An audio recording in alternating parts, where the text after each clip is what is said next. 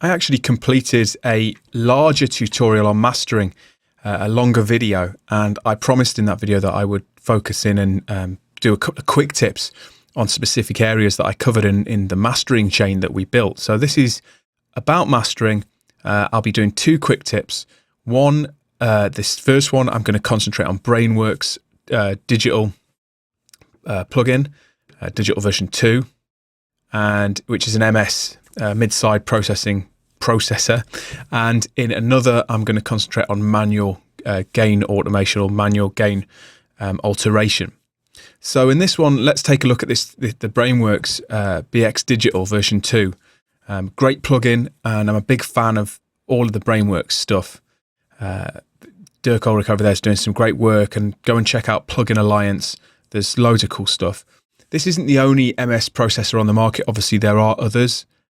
This was just the one that I choose to use. And, you know, I've done tutorials on MS processing to explain what it is. And you can see those on our Audiotuts. So just do a search for MS processing, or search the tutorials under my name, and you should find a more in-depth explanation to what it is. This is really about how to set it up in a mastering chain. Now, I've got a bus compressor, followed by an equalizer, followed by the Brainworx, and finished up with a limiter. So it's nestled in amongst the mastering chain quite nicely, just before the limiter. And really, I'm using it for stereo enhancement. And the way it works is you're able to alter the stereo information independently of the mono information. And there's a couple of features in the BX Digital that make it really unique and really cool.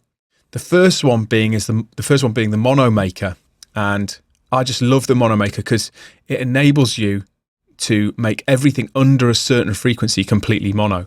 Now, the advantage of this is that if you've got a busy mix and you've maybe, you know, that's not filtered some of the stereo instruments so well, it might mean that there's some stereo information still floating around underneath, you know, 300 or 400 hertz.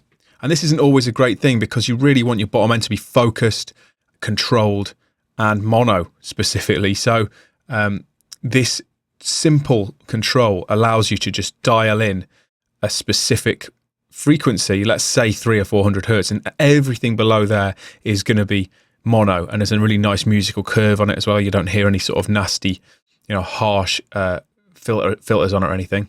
And with this done, you can sort of rest assured that if you've filtered off the subsonics in your EQ and everything above and below that point is mono, it's really controlled. It's just a really simple way of getting a focused low end. After this is your mono side. This is your stereo side. Now, I like to filter the stereo information up to about 100 hertz or so, or just a little lower, to make sure there's no subsonics again in the stereo. And then you can add some stereo width. So this really just enhances that sort of stereo information. It turns it up slightly. And apart from that, I don't really add any EQ in here. I mean, you can do. And there's actually a really cool feature when you've got it playing. Just turn that down in my cans a bit. You can focus in on frequency, so it gives you sort of a quick preview.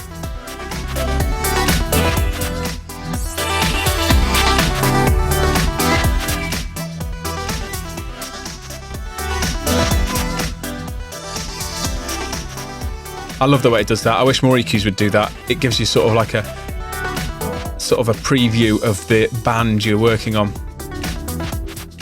And obviously you can put low pass and high pass filters in here. Really cool. There's even DSs. Now, if you wanted to add some more low end or high end here, there's a bass shift and a presence shift, and these are really sort of pretty cool sort of low end psychoacoustic processors.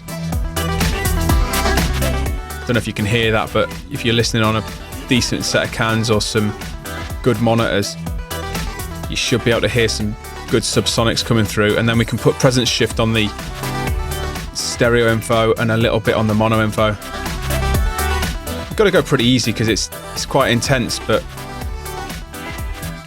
up the stereo enhancement a bit and then bypass that.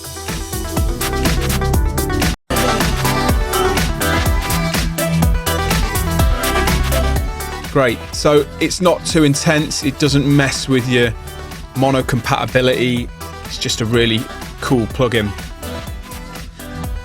And in my opinion, the best sort of mid-side processor there is. If you wanted to try something a little more simple from them, I believe they've got some sort of free plugins you can check out.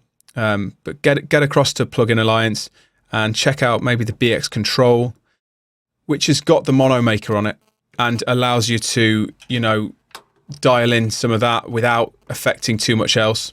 And it's also got stereo width as well.